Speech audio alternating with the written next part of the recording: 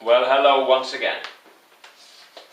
This is me, Leonard Wells, broadcasting as usual from HASLINGDEN, 30 miles or 50 kilometres due north of Manchester in the UK on Saturday the 24th of September 2011. This is my series, The United States of Europe, which is my dream.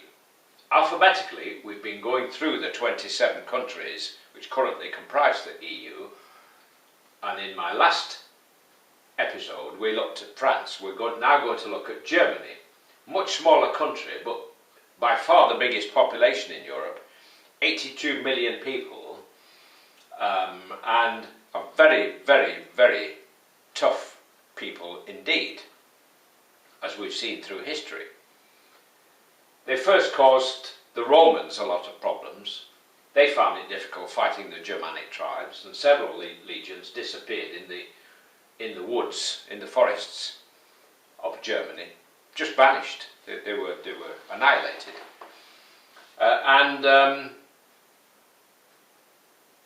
Then in 732, which is quite a bit after the Romans, 732 is exactly 100 years following the death of Muhammad.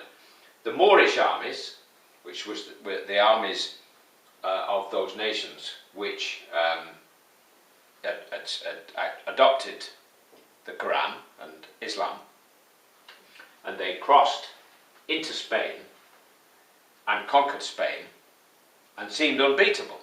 Nobody seemed to be able to defeat these guys. They were so wound up and enthusiastic with their new religion that nobody seemed to be able to stop them. Quite incredible. And they headed north and destroyed everything in their path. Nobody, as I say, nobody seemed to be able to stop them.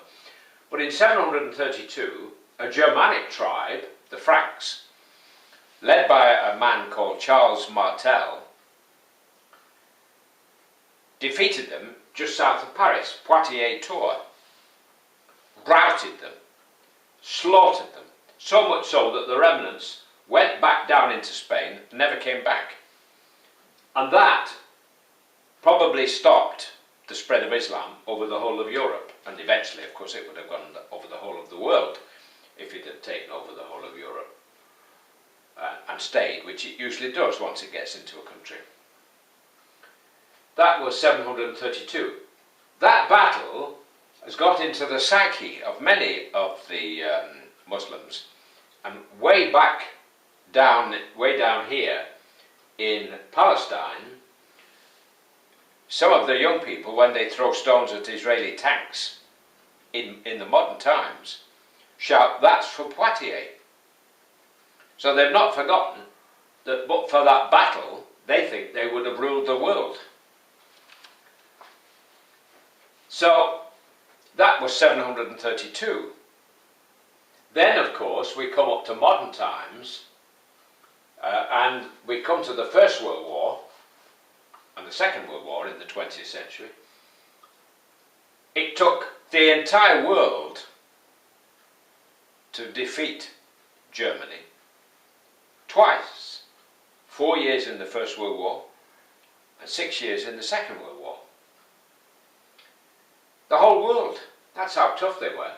We all know what Adolf Hitler got up to during the Second World War. He bumped off 6 million people that he didn't like. Just had them killed and then gassed or cremated. Anything. That was just the people that he deliberately killed. Apart from the 50 million who died in the war itself. And it was this war, the Second World War and Adolf Hitler, which made the people of Europe, particularly of France and Germany, decide that they'd had enough of war. For 2,000 years we've done nothing but bump each other off in war after stupid war. And they decided, France and Germany initially, to prevent a repercussion of what had happened by bringing the two together. Initially in I think about 1950, in an iron and steel confederation, which the idea of which was to prevent the Germans from starting another war. The British representative fell about laughing and walked out, said it would never work. Of course it did. And Britain has never realised how determined the people of Europe are not to go to war again, and how determined they are to keep together, to stay together. We made the mistake of thinking that somehow we were different because we'd had an empire or whatever. But we wanted to join as soon as we realised that it was good for us, economically. But we don't play the game properly. We've joined the golf club, but we want to use a different size ball. Well, our expertise would have been very useful in involving us and showing these people, the Europeans, how to make the euro work. And all the problems at the moment are simply because we're not all singing from the same hymn sheet. I'm probably the only person in England at the moment advocating that we join the euro. Just now.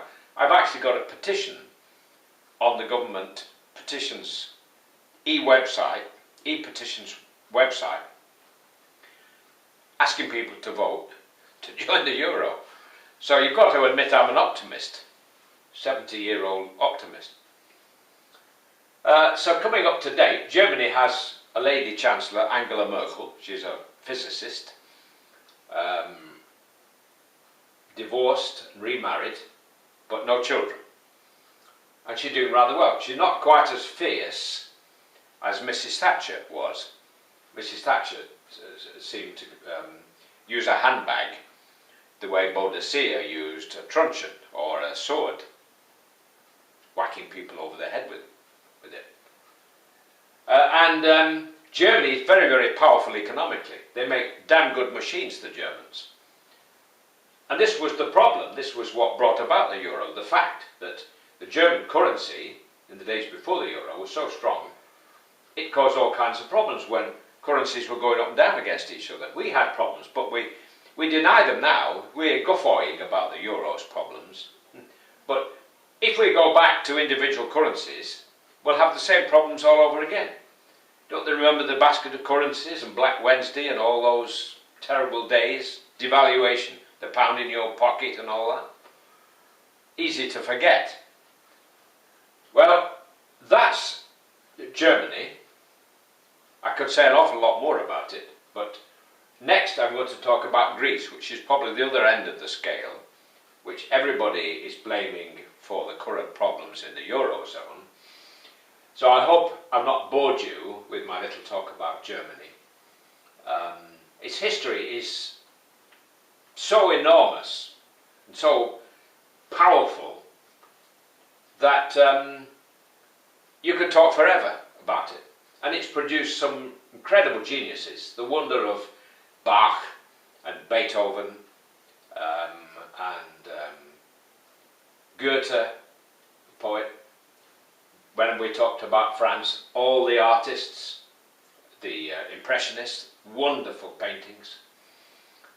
Beethoven's Ninth Symphony is the theme tune, if you like, of the EU. Well, my dream is to see a United States of Europe, because then we will be the centre of the world and we will show the world how to live in a civilized manner. If we can stop looking backwards and carrying centuries of empire on our backs and thinking about all the battles that we won and saluting the Battle of Britain and all that every other day, we shouldn't really think that the Battle of Britain was our finest hour, because the Conservatives were the ones who appeased Hitler in the 1930s. Don't forget that. Every time Mr. Cameron stands up and says 1940 was our finest hour, it was Chamberlain and his merry men who appeased Hitler. When Hitler retook the Rhineland, marched into the Rhineland, if the French, with our backing, the French army and our navy, if we'd said to him, no, we're going to declare war if you don't go back, that might have been the end of him, because his generals in his army might have decided to depose the guy. As it was, we let it happen until it got, as often happens with Britain, we let it go on in a sort of kind of spirit of cricket kind of fashion, until it got to the stage where it was too late and we had to fight. And we could have lost if Hitler hadn't been such a nincompoop and an idiot and a gutter snipe and an evil genius. Well, there you have it. That's Germany. I probably missed out an awful lot, and I hope I've not bored anybody. I've just talked off the top of my head, whatever comes into my mind. As I say, we're going to look at Greece next. I hope you'll be with me. God bless, while it's still legal in the UK to say God bless. I say that every time, and I mean it. Because if it ever gets to that stage, I'm on the next boat. Bye for now. Take care.